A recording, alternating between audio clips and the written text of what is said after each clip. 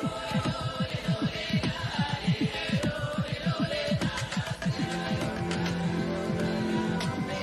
only dance moves I got. I'm Like only that. singing the theme song. I know all of the words. What up? Welcome to the Vibe is Spoken. We didn't go last week because I was in Chicago, but I think we told our 2 viewers, so it's fine. So another episode. Maybe we're bad luck for the Yanu tribe, because whenever we have episodes, they get voted out. Actually, that's not true. They didn't give it out this episode, but they got a tribal council. Did you see the bitter jury's Twitter post about this? About the 3 players Yeah. to get verbally.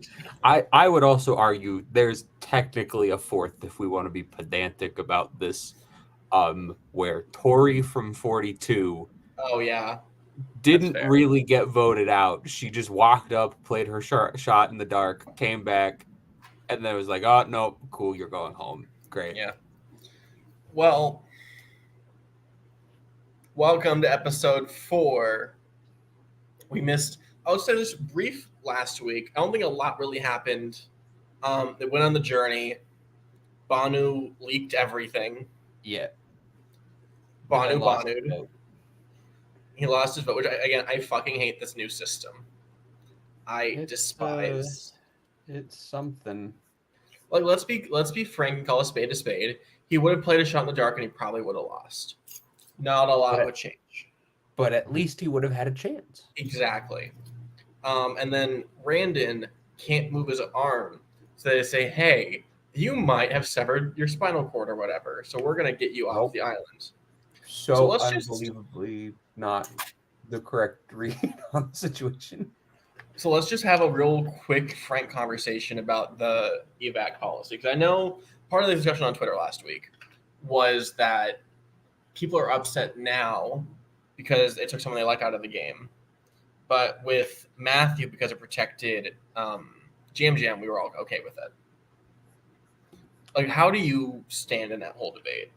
I think the general logic of, because I think my understanding of it is, and there's probably cases where it's been different, is that if a medical evacuation occurs like in the lead up to tribal, after there has already been the challenge, but before tribal has happened, then especially in the new era, then tribal is canceled. Yeah. You don't do tribal and you go. But if the medical evacuation happens before the immunity, then tribal is still a go. That is my general understanding of the situation.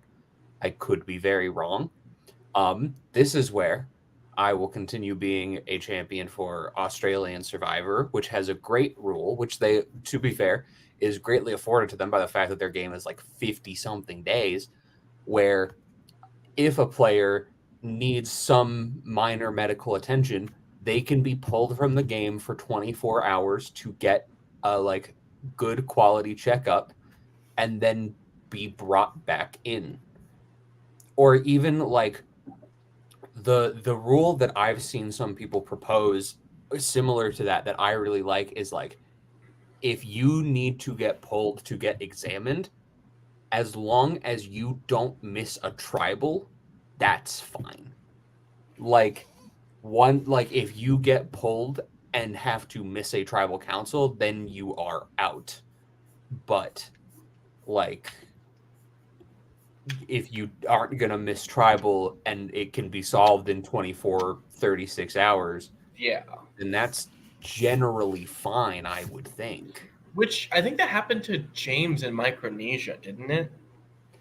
No. Villains. I thought something happened where someone was like removed from the game and they were like, hey, we don't know if he's coming back.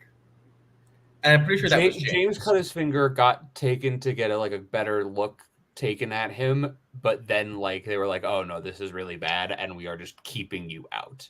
Okay.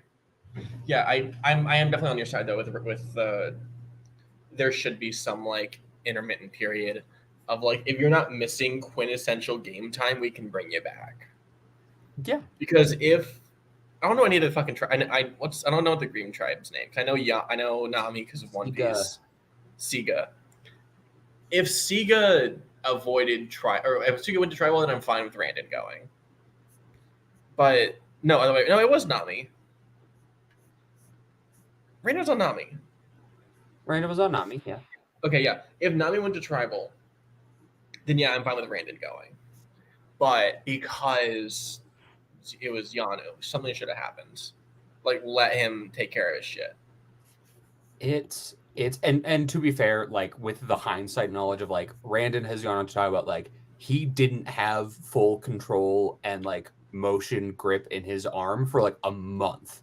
Like it was bad. Like it took him like a month of treatment and like some minor physical therapy to get Shit. back to the strength he should have had. And knowing that, like absolutely pull him Yeah. from the game, but like not knowing that at the time, it's obviously harder to process all of this. Yeah. um It does make me wish or like reminisce for like I think the only time I can remember it is in All Stars when Jenna Lewis left. No, Jenna Maraska left for her dad and he died, and it Mom. had a little note on it. Mom. Okay. And then in Second Chances, I think when Terry left for his kid, it put a little message saying like, "Hey, his son survived, charity and everything." I would have loved if they did something like that for like Brandon. It's like, hey, Brandon is good. He did need to be pulled from the game for physical therapy. Like, I would like if we got more. Give Like, an update, yeah. we're gonna get info from fucking Rob Cesternino. I would love if we got a little bit more though, like, because we can actually have a conversation about it.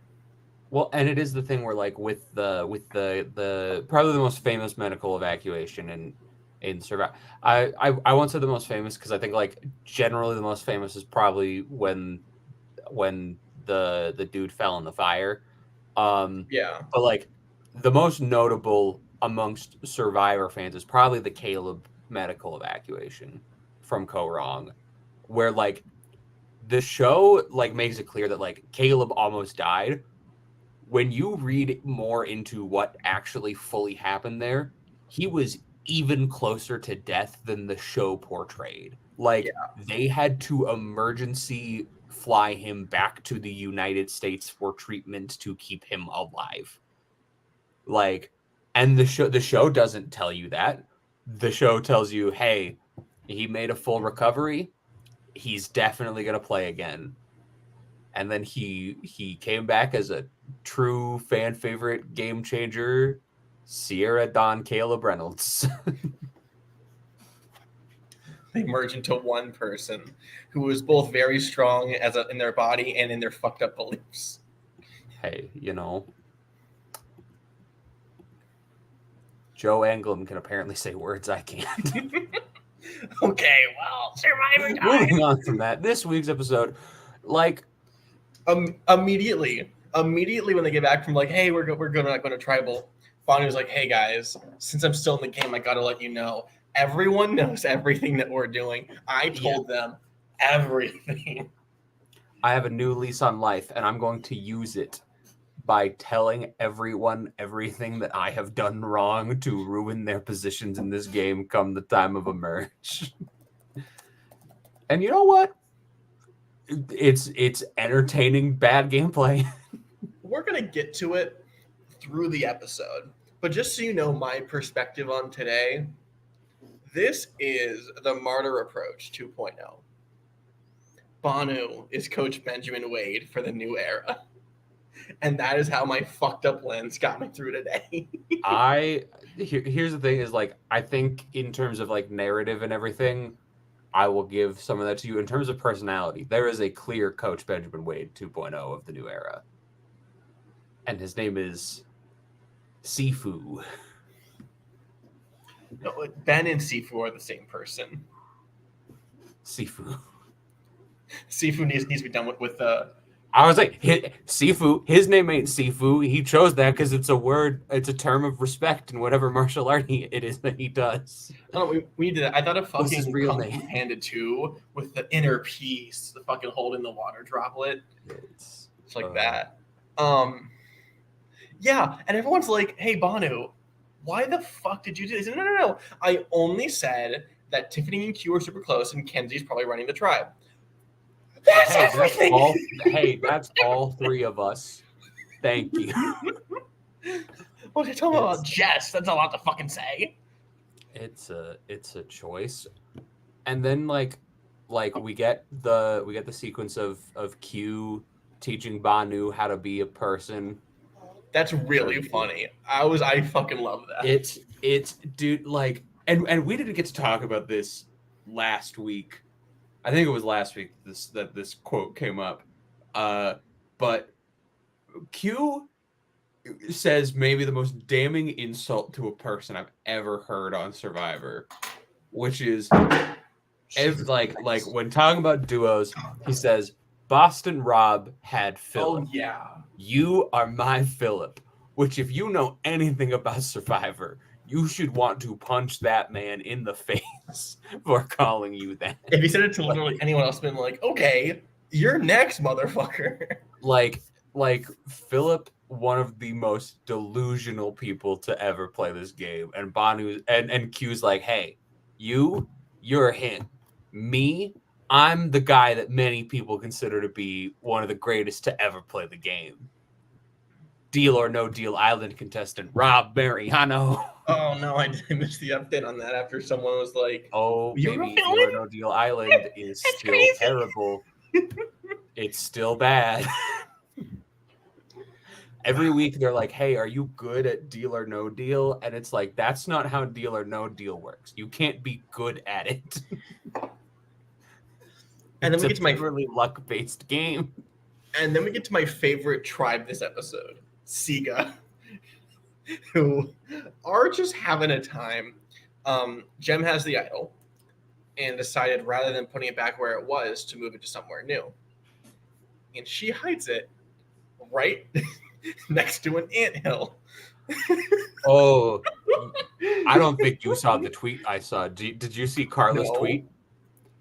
So before it was Siga on Survivor 43, it was Blue, who I think was Bellows Beach, if I'm remembering correctly. And Carla stated, hey, that place where everyone was digging, that's where we shit. That's probably why there's so many ants there. Wait, do ants eat shit? I think that's a thing. I don't know. I want that to be the plot of Ants 2. She on Twitter was like, hey, that's where our tribe's like latrine was dug for the people who don't want to aqua dump. So that's fun. Why would you aqua dump? Isn't it? I feel like poop floats. Am I wrong? In my head, poop floats. I don't know. Depends on what you ate that day. With their diet, I don't know. With nothing but rice, that's probably a pretty dense. This is the content you can only go. Honestly, you to our 3 viewers. Maybe I'm just weird, but when I heard big ants, I'm like, oh, those fuckers are poisonous. No. I was worried about that. Yeah, they dig through the ants, and then someone's like, maybe someone planted this here where the real thing isn't. And everyone's like, yeah. And Jem's like, I don't know about that. And that's kind of all the content we get from Siga this episode. This is a very weird episode of Survivor where basically nothing happens. It's really weird. We're basically like you get the minimal content on Siga and on Nami, where on Siga it's like, hey, we found the idol, but we didn't. And then on Nami, it's like, hey, we want to get rid of Soda? Yeah, great. And that's it for those 2 tribes, really. Like, you get nothing else. Like, this episode is dominated by Banu. Like, we're going to see an OTT 10 on the Edgic charts next week. Which we got one in Australian Survivor Titans versus Rebels this season. I know who won, and from what I've seen, I'm happy that they won. It's a great season, and the way that player gets there is great. That player is not the one who gets OTT 10, and I think you will be shocked to learn who it is based on the rest of the edit of that show. Is someone on someone in the same starting tribe as them? Someone gets an over-the-top 10 rating despite having one of the worst confessional averages of the entire season. They have a final confessional average of less than 1 and still get an OTT 10 episode. Jesus Christ. Australian Survivor editing is very bad, but it's such a good show. I looked up ant species in Fiji and I found nothing interesting. Fun. But yeah, like we have a reward challenge where Yanu wins fish, but they can't cook the fish. This is a new challenge that I actually enjoy. Yeah.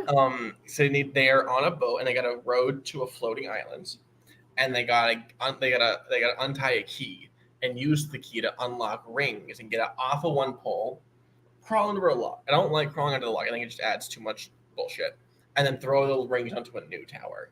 I think that's a pretty cool challenge. Tim had a day with floating platforms.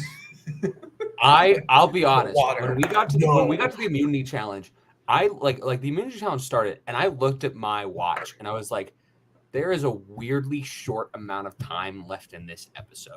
Like the immunity challenge started, and I was like, we probably got like 20-25 minutes max left of like a show, not counting commercials. And I was like, is somebody going to get hurt? Are we going to get another medevac? Are we going to get something like that? And when Tim had his jump and fall on the platform in the immunity challenge, I was like, is Tim going to like break his legs? And that's what takes him out here. It didn't end up being the case. It ended up being far more dramatic than that. A lot better than that, if I have to say anything. Yeah, you mentioned it. Yanu finally does something. They're on their full fucking oolong of it all, where they're only gonna win. They're only gonna win reward challenges. And then Nami gets second, and Seiga goes home empty-handed, which leads to my second favorite scene in the episode. I don't like Ben. I didn't like his vibe. I think he's too broy. I don't fuck with it.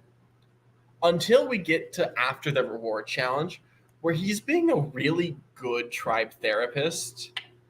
I forget who he's talking to. He's talking to someone. I think it might be Mariah. I think it's Maria, because Maria's the one who had the kind of cost on the challenge. Yeah. And he was like being really good and emotionally supportive, and it shocked me how like earnest he was as a person. I'm now a Ben fan. Fuck Tim. And yeah, I think Tim goes home if they do tribal anyway, it's just fine. But yeah, I am converted. Yeah, and like, oh right, another sequence that I entirely forgot about in this episode already. They teach Mariah how to jump. That's great. That was amazing. It's such what the hell is going on content, and it doesn't end up mattering because like when they're making such a big deal out of this, I'm like, oh, it's gonna be like the one challenge in Winners at War where you have to like run and jump and grab a key, and you spend like 5 minutes of that challenge just watching Adam repeatedly plunge to his doom and not be able to grab a key, and like you think he's going to die eventually. And like I was expecting like that, and they're like, "Oh, you just have to like jump off a platform into the water, get on another platform, and then jump off of that one too." And it's like, "Oh, okay," but it's really funny because her like training montage of jumping, and she's just getting like that much air. Like, how are you that bad at jumping? It's so and again we get a great Ben quote where he's like, where he says something along the lines of like, I don't think David Lee Roth would be pleased. Where like just the Van Halen references, of course. Well, then Charlie's like, she's like really bad at this and not really improving, but I'm not gonna say that. She needs positive encouragement. And she's like, yeah, you're killing it. No, you are like fundamentally incapable of doing a basic maneuver. It's really this is Gabon. This season is a Gabon, and we need to accept It certainly isn't dissimilar.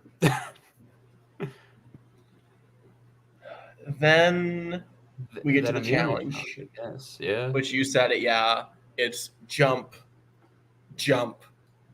Oh, wait, it's jump, get balls. No, it's jump, jump, get balls, basketball. Yeah. Yeah, And then where Banu Banu falls his forgets to ball. walk up some stairs, and Jeff gets angry. We get angry Jeff. Angry, rar. Choose it correctly or you die. And then like the only other like there to me are like three super notable moments from this challenge, and it's Banu misses the steps and can't get up. It's thank you reactions. It is Be name. It's Tim jumping 2 foot onto the platform in the water, and me thinking like, oh, this man's going to seriously injure himself. And it's Charlie as he's jumping off the really tall platform, just shouting Taylor Swift because he clearly has a goal on this show, and it's not to win. She needs more attention. She's not famous enough. She's not. She needs to buy another jet like she's a mega church pastor. If Taylor Swift was a charismatic evangelical, that would be the most dangerous thing that would ever happen to the world. Hey guys, I found Christ. Run. If Taylor Swift was a prosperity gospel preacher, boy, the amount of people who would be broke in this country would skyrocket. And then we enter what for me is the best part of season 46, which is Banu going full Coach Benjamin Wade.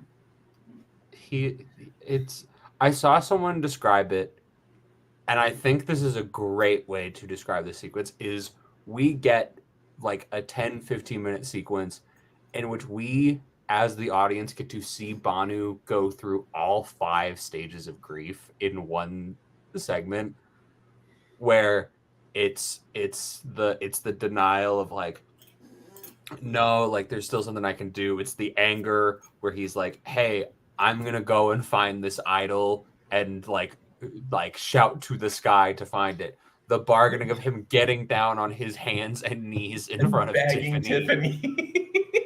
Like, I also, before he even gets there, I love the moment where he's like talking with Kenzie, and she's like, hey man, it's okay, like if there's something I can do to help you, let me know. And he goes, can you find me an idol? And she's like, well, like it's like, okay, well, I can't do that. Like, he has one of the greatest lines I've ever heard, where it's, I'm mad at you and I'm mad at him.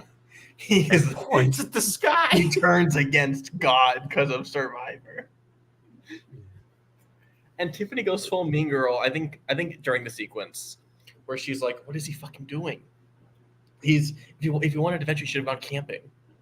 Which is like, yeah, I don't like Kenzie, but that's correct.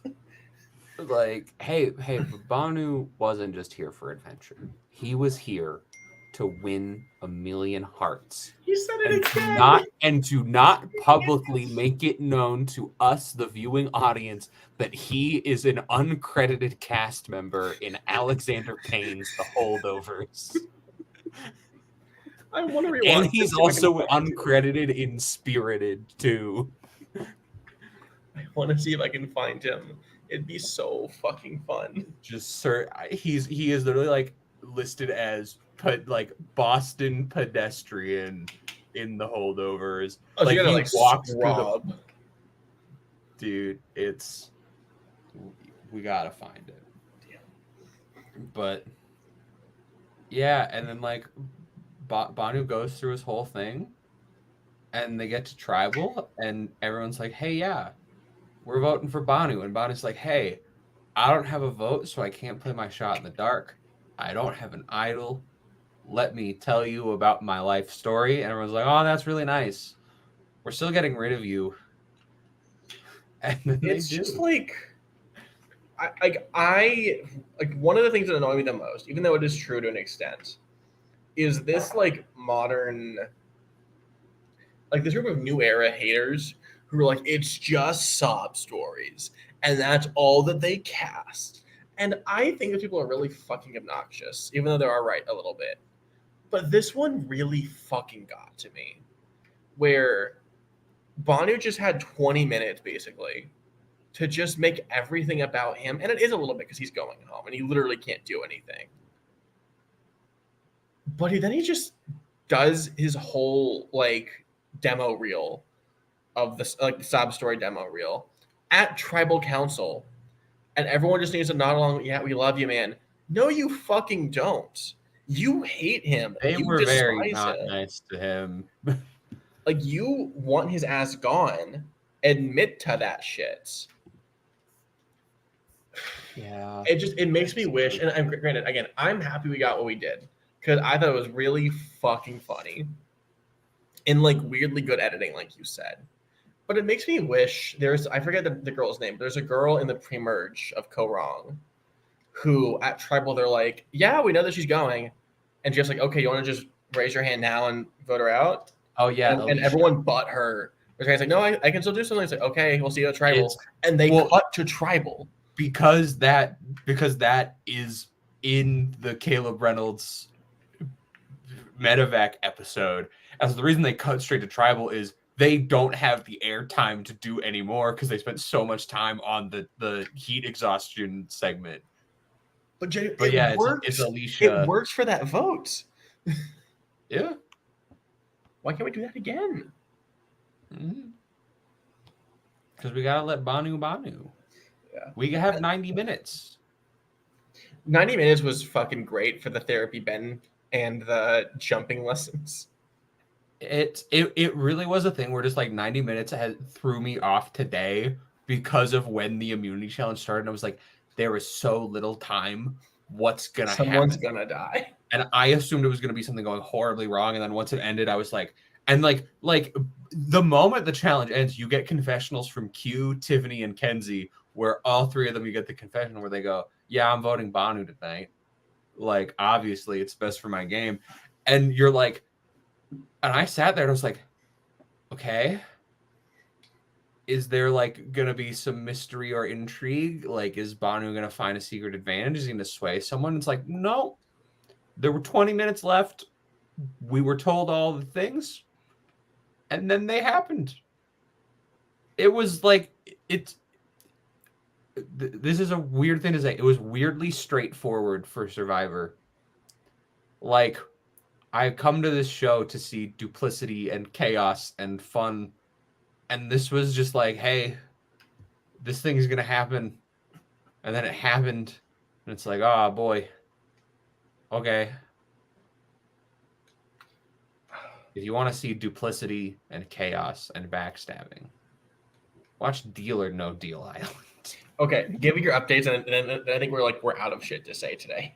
Oh man, Deal or No Deal Island. So in the past 2 weeks, the show's gone crazy. People are like, oh man, Rob, he's here to play and he's here to win. No shit. Rob grifted someone into basically throwing away their game, which one of the contestants on this season is a former briefcase model from the original Deal or No Deal. She's like, I know the game better than everyone. That's not how Deal or No Deal works. This is not a game of skill. I cannot stress this enough. And so she goes into the game and becomes the first person to lose the Deal or No Deal game for your life and gets eliminated. And then this week it's like, oh man, everyone's coming after Rob. Rob's team loses the challenge for immunity, and he gets thrown in to play Deal or No Deal, and he plays a deeply shitty first round of Deal or No Deal, and then gets a really good offer. Because the way the elimination format works is basically it's like you play a game of Deal or No Deal, and you have to make what's called a good deal, which is basically if the offer you're given by the banker is higher than the money in your case, then you made a good deal. But if you go down to like the final two cases, your case has to be higher than the other one. And Rob basically knocks out all the really, really high value cases immediately. Like knocks out so many of them where like the entire lower half of the board is left, and then like two big numbers, and they're not even like the biggest big numbers. And and then the banker still gives him an offer that's higher than like 80% of the numbers on the board, and he goes, They "Well, yeah, rig I'll it so take he that." can stay in the game. And he takes that deal. He wins, and he votes out the 62-year-old woman who's been throwing his name around. And it's quite the show where, despite only having 13 people on the show, like only 3 of them matter. Like, I don't know who 2 of these people are, and they've been in every episode. It's what's Australian Survivor. It's, hey, listen. Who was the last person you saw got voted out from Australian Survivor? It was the shirtless idol play. I need the name of who got voted out at that. I don't fucking remember. They're not as memorable. Oh boy. Yeah, anyways, like, it's Australian Survivor is very lopsided editing, where in Heroes versus Villains, the merge boot beats out 11 other people, or like 12 other people. Man got 1 confessional. Was there for 12 episodes and gets 1 confessional. And that's the kind of thing you could expect from Australian Survivor editing, where one person who makes it to the final 6 has 10 confessionals, and another person has 16, and another person has 103. It's very lopsided. And I'm not going to pretend it's perfect, but I'd be lying if I said I didn't like Titans versus Rebels more than maybe every New Era Survivor season. You also like Heroes versus Villains more than every New Era Survivor season. Oh, definitively. They're both great seasons. I think Titans versus Rebels is a more consistent season, but I think Heroes versus Villains has the highest high I have ever had watching Survivor. Tribal Council. 45 minutes. Jeez. Suck it, New Era. Okay, we're gonna wrap stuff up because I'm real tired. You gotta go to sleep and do homework. We'll be back next week. Same bat time, same bat channel. If Yanu goes tribal again, I'm gonna kill somebody. Hey, for all we know, Yanu won't exist next week. That's true. I think we would have been teased about it though, right? I don't know. Because the teasers aren't giving anything. They're just very vague. Like, I run around, do shit. Ooh. People have talked about like, oh, we need to bring back like twists and themes for seasons. Here's a crazy theme twist for you. Ready? 2 tribes. Survivor, tribe versus tribe. Emphasis on the fact that we only put 2 tribes there. Heroes versus healers. If we're doing that, I want Survivor heroes, as in heroes versus villains, heroes versus heroes, as in the heroes versus healers versus hustlers, where I want 9 or 10 legends of the game facing off against 9 random people who are supposedly really good. But it's like, oh, what makes you a hero? Well, I'm a professional football player. What makes you a hero? I am a chartered accountant. All right, we'll see you next week. Good night, sexy people. It's only like